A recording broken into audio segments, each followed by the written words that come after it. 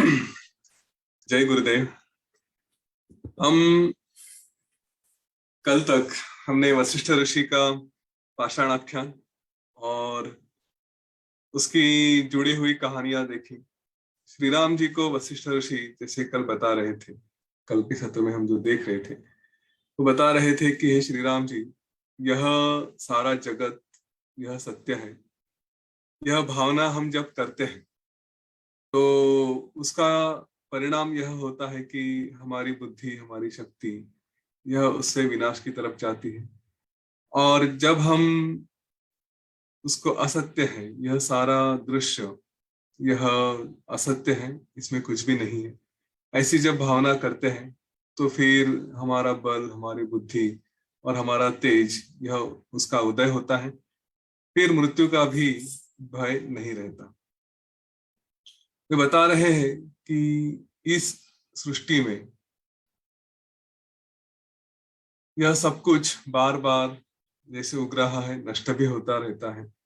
और हम हमारे जैसे मनुष्य के बारे में यह कहा गया है कि हम हमारे दिन भी भूल जाते हैं कि कैसे एक एक दिन निकल जा रहा है। हमारा ध्यान ही नहीं रहता, पता ही नहीं चलता, लेकिन ये समय निकलते जाता है।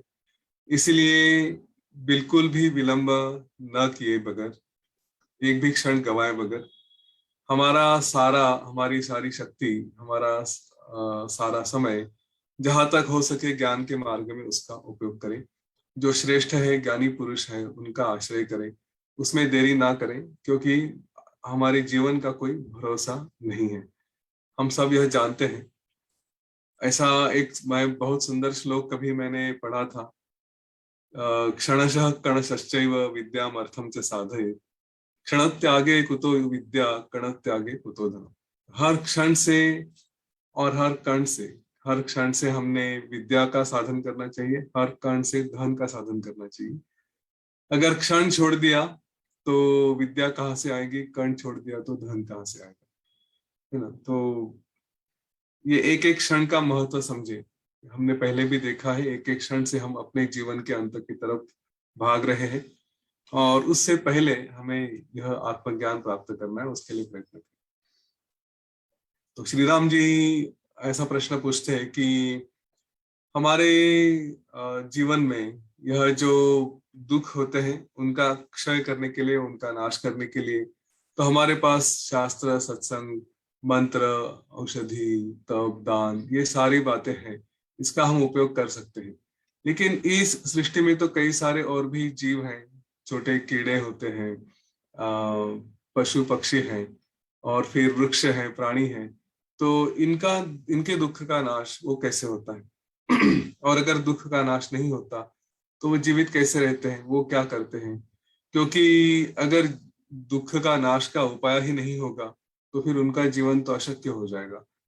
इस पर श्री राम जी को वशिष्ठ ऋषि कहते हैं कि श्री राम जी, ये जो भी इस सृष्टि में है वो चाहे स्थिर है जैसे वृक्ष है या पर्वत है, या फिर जो हलचल करने वाले हैं, पशु पक्षी जो भी है, यह सब उनके भोग के अनुसार, उन्हें जो भी अनुकूल है ऐसे ही स्थिति में वो विश्रांति लेते रहते हैं।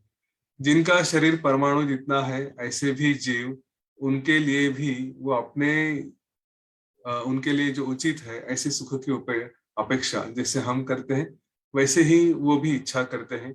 और उनके स्वभाव के अनुरूप उन्हें जो भी सुख मिलता है, जो भी विषय प्राप्त होते हैं, तो उसी में उनको बड़ा पुरुषार्थ लगता है। उनको भी ऐसा लगता है कि उसमें बड़ा लाभ हुआ है, वो उसी से तृप्त होते हैं।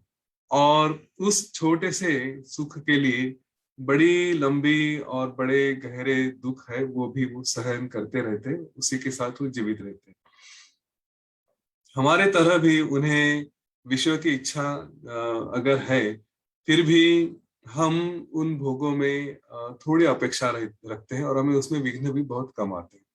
हमने देखा है इंसान के जीवन में हर बात में हम इतना उलझ नहीं जाते। ये बात सही है कि हम कुछ कभी कभी कुछ कुछ बातों में बहुत ज्यादा उलझते हैं, लेकिन हमें जो चाहिए वो साधारणतया, जो हमें खाना चाहिए या कुछ चाहिए, तो वो हमें बहुत कष्ट नहीं लगते, और उसमें विघ्न भी बहुत ज्यादा नहीं आते। पर ये जो पशु पक्षी है या पेड़ है, तो उनमें विवेक नहीं होता और उनमें यह सारी बातें जो काम मोह इनका प्राबल्य, इनका बल बहुत ज्यादा रहता है। उनमें उसमें अटैचमेंट भी बहुत होती है और उसमें विघ्न भी बहुत बड़े आते हैं। अगर यह कोई पूछे कि हम कैसे बता सकते हैं कि इनको ये काम क्रोध मोह इसमें आसक्ति बहुत ज्यादा होती है, तो इसका उत्तर वशिष्ठ बता रहे हैं कि यह जो ब्रह्मदेव है, जो जिसका यह सारा ब्रह्मांड एक तरह से उसका शरीर ही है, तो वो अपना कार्य करने के लिए जैसा सारे उचित प्रयत्न करता है, वैसे ही एकदम छोटे छोटे कीटक है या यूं कहे मच्छर भी है, खटमल भी है, ये जो भी रहेंगे वो अपने क्षेत्र में रहकर अपने कार्य के लिए प्रयत्न करते ही है। उनके शरीर में जो अवकाश है, जो स्पेस है, वो कितनी छोटी होती है, लेकिन फिर भी हम देखें तो सुख के लिए उनके प्रयत्न कितने चलते हैं। एक छोटी चींटी भी देखें तो वो भी अन्न ढूंढने के लिए या फिर अपना घर बनाने के लिए कितनी दिन रात मेहनत करती रहती है, एक क्षण भी उसको विश्रांति नहीं मिलती। हमारे दिन के जैसा उनका प्रयत्न, जैसे हम पूरे दिन भर प्रयत्न करते हैं कि कुछ हमें खाने को मिले या कुछ करने को मिले, वैसे भी प्रयत्न उनके भी उनके समय के लिए कंटिन्यूअसली चलते ही रहते हैं। उन्हें एक क्षण भी ऐसा कभी छोटा नहीं लगता, उनको तो हर क्षण बड़ा ही लगता है। एक छोटा सा कीटक है जिसका साइज, जिसका आकार एकदम परमाणु से भी छोटा है ऐसा कहा गया है, लेकिन जब वो कुछ काम करता है, जब अपने काम में बिजी रहता है, तो ऐसा लगता है कि जैसे वो एक अपने हिसाब से उसके एंगल से अगर देखा जाए तो वो एक गरुड़ के जैसा कंटिन्यूअसली बिजी रहता है, उतना ही काम करते रहता है। तो यह बात हमने देखी हर प्राणी के बारे में कि वो किस तरह से झगड़ते हैं, किस तरह से अपने भोगों की प्राप्ति के लिए लड़ते रहते हैं, कंटिन्यूअसली काम करते रहते हैं। तो सबके पीछे यही भाव उनमें होता है। यह जो शरीर है और शरीर के साथ जो हमें एंजॉय करना है, जो भोग लेने हैं, उसके लिए हमारे मन में यह मेरा, यह मैं हूँ, इसका जो भाव होता है, उसी से, उसी भाव की वजह से हम अपने आप को योग्य समझते हैं कि हम उसको प्राप्त कर सकते हैं। हमें जो प्रेम चाहिए वो हम मिले, ऐसे हम अपेक्षा करते हैं। उसी तरह से ये जो कीटक है, ये भी अपने शरीर के ऊपर प्रेम रखते हैं और उनको भी यह मेरा, यह मैं हूँ, इस तरह की भावना रहती है और इसी में उनका भी जीवन व्यर्थ होते जाता है।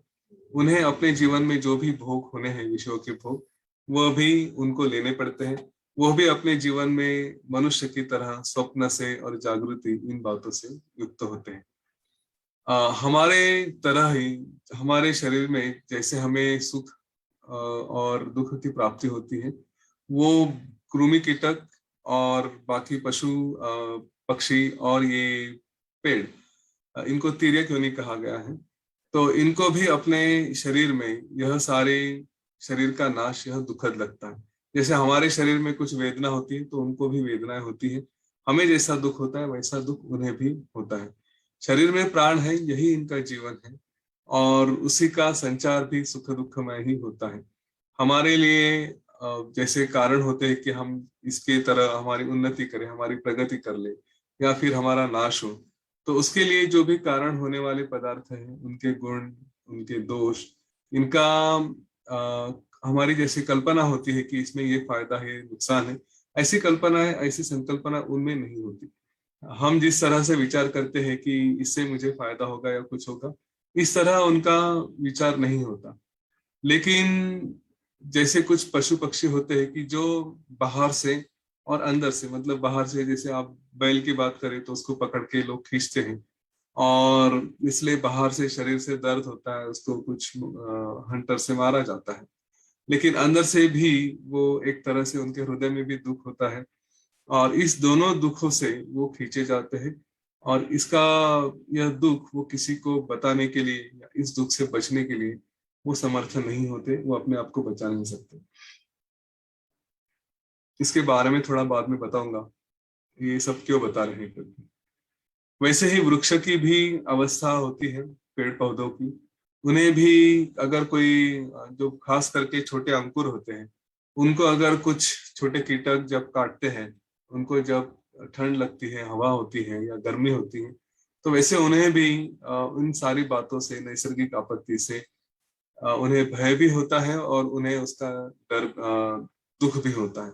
वो भी डर में ही रहते, भय में ही रहते कि कभी यह कुछ हो न जाए, फिर मैं नष्ट न हो जाऊं।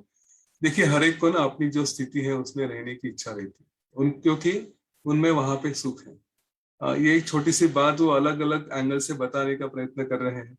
हम भी अपने यहाँ ना खुश रहते हैं कि हाँ, कई सारे दुख भुगतते रहेंगे लेकिन छोटा सा सुख मिल रहा है, तो इस सुख के लिए हम यह जीवन अच्छा समझते, इसी में उलझते जाते हैं।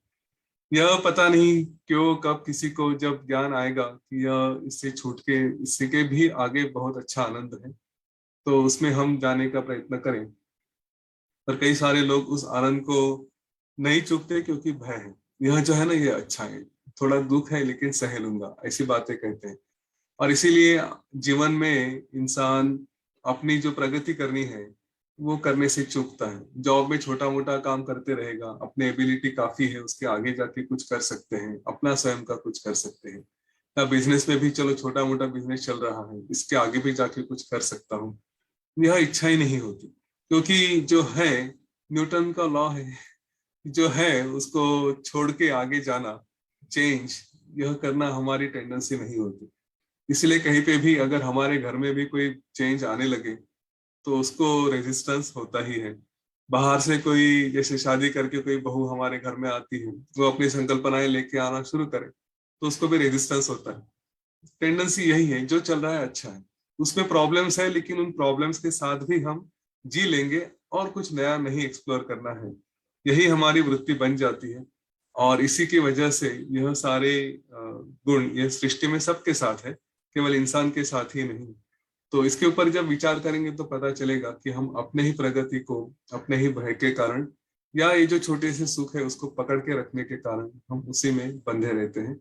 यही बात इन पशु पक्षियों के साथ, जानवरों के साथ, सबके साथ वही होती है। श्री राम जी को वशिष्ठ बता रहे कि हमारे जीवन में जैसे हम छोटे छोटे बातें जिसमें हम आनंद लेते हैं, वैसे ही बातें, वैसा ही अनुभव, वैसा ही आनंद यह सारे पशु पक्षी, कीड़े, इनमें भी होता है। तो गुरुदेव ने कभी ये कहा है कि हम जो आनंद लेने की आज और संतोष के लिए यह एक कारण है।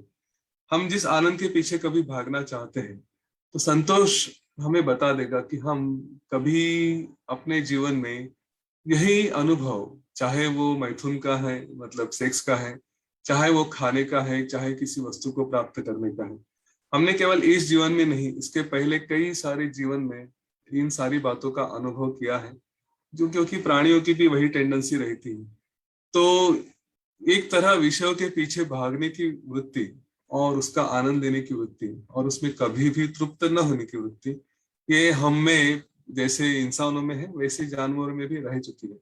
अगर हमारे पहले कई जन्म जो भी हुए हैं, तो हम में से कुछ ही लोग हैं कि जो इनका ये पहला ही जन्म है या दूसरा जन्म है, लेकिन इसके पहले जितने भी जन्म हो चुके हैं, इन सारे भोगों के पीछे हम भागे थे। इन सारे भोगों के पीछे रह के वही जीव बचाने के लिए हमने प्रयत्न किया था, और उसी जीवन में हम वहां पे रह के इसका आनंद भी लिया था। तो इसके ही कारण अब अगर हमें ज्ञान मिल रहा है थोड़ा, तो थोड़ा विषयों की जो हमारी वासना है उसको कमजोर करें और असली ज्ञान की तरफ जाएं, ताकि यह इस तरह के दुख वाले जीवन फिर से हमें प्राप्त ना हो। कम से कम इतना तो प्रयत्न अवश्य करें कि इसके बाद इंसान का ही जीवन मिले, और उसका एक ही मार्ग हो सकता है कि हम ज्ञान के मार्ग पे चले और अपना अगला सुंदर जीवन देखने का प्रयत्न करें। यह जो भावनाएं होती है, काम, क्रोध, लोभ, यह सारी जो सुख दुख है, और उसके द्वारा उसके बाद फिर मृत्यु का भय या मृत्यु का दुख, यह सारा दुख पशु पक्षी और यूं कहे इंद्र, इनमें भी समान होता है, उनमें कुछ फर्क नहीं होता। यह भावना ही होती है केवल जो हमें इतना अम, इतना फंसा के रखती है, इतना बांध के रखती है। हमें शास्त्र के अनुसार पुण्य पाप और ये सारी ब्रह्म तत्व, इन सारी बातों का ज्ञान होता है। हमारी जो घटनाएं पहले घट चुकी है उसका हम स्मरण कर सकते हैं। हमारे भविष्य में जो भी होने वाला है उसके फलों की भी कल्पना हम कर सकते हैं। और बाकी का जो सात्विक ज्ञान होता है, प्राकृतिक ज्ञान होता है, संवेदना है, इनका जो स्मरण है, इनका जो अनुभव है, यह सब बाकी पशु पक्षी और हम में समान होता है। केवल ये जो कल्पनाएं होती कि ये उचित है अनुचित है, ये जो विवेक भाव है, यह इंसानों में होता है, पुरुषों में होता है।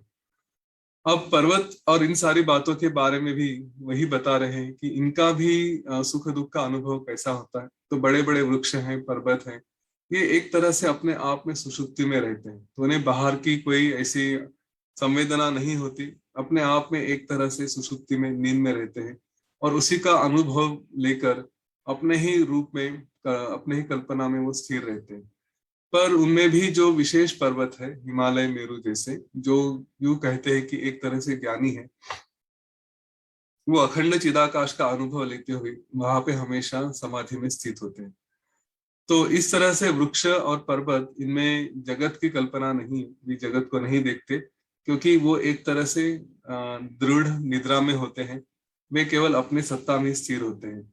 इसका अर्थ ये नहीं कि वे मुक्त है, क्योंकि उनमें अभी भी बंधन की भावना होती है, उन्हें उसी में स्थित रहना है, उन्हें मुक्ति की भावना नहीं होती। तो जैसे एक तरह जो इंसान बंधन में है लेकिन हमेशा के लिए सो रहा है, तो उस तरह की उनकी यह स्थिति होती है। यही वशिष्ठ ऋषि बता रहे हैं। इसके बाद यह सारा अज्ञान एक्सप्लेन करने के लिए एक अविद्याख्यान करके कहानी है, विपश्चित राजा है, उनकी कहानी है। तो हम वो कल देखते हैं, कल से इसका वो प्रकरण शुरू करेंगे। अपने आप को इस प्रकरण से अगर कुछ लेना है, ये जो पशु पक्षियों के बारे में बताया गया, तो दो बातें ध्यान में रखें कि अपने जीवन में संतोष लाने के लिए इस बात का एहसास रहे, अनुभव रहे कि हमने अपने जीवन में पहले, इसी जीवन में नहीं, इसके पहले कई सारे जीवनों में वही भावनाएं, वही सुख और उन सुखों के लिए वही भाग दौड़, ये सारी की है, दिन रात करते रहे हैं। चाहे हम छोटे कीटक रहे हो, चाहे हम हाथी रहे हो, जो भी है, चाहे हम इंद्र भी रहे हो, ये सारी बातें हमने बार बार की हैं। और अगर आज हमने इन बातों को नहीं छोड़ा, इन विषयों की वासनाओं को नहीं छोड़ा, विषयों में एक तरह से डिटैच रह के हमें विषय करने हैं, नहीं ऐसा नहीं कि सब कुछ छोड़ना है, लेकिन उसमें अटैच ना रहे। और अगर इनको आज हमने नहीं छोड़ा, तो संभव है कि फिर से उसी योनि में जाकर उसी तरह का अनुभव हम कर सके, जिसमें उसके अपने आप के दुख है, भय है, जीवन मृत्यु का भय है, सुख की वासना है, वही वही जीवन चलते रहेगा। तो यह अच्छा अवसर है, इंसान का जीवन मिला है, अपने जीवन को एक विवेक को जागृत करके, वैराग्य लाकर, ज्ञान की प्राप्ति करके अपने आप को मुक्त करें। नहीं, कम से कम तो प्रयत्न ऐसे करें कि चलो अगले कुछ जीवन में हम इससे भी अच्छी श्रेणी का जीवन जी सके और धीरे धीरे मुक्ति की तरफ चले।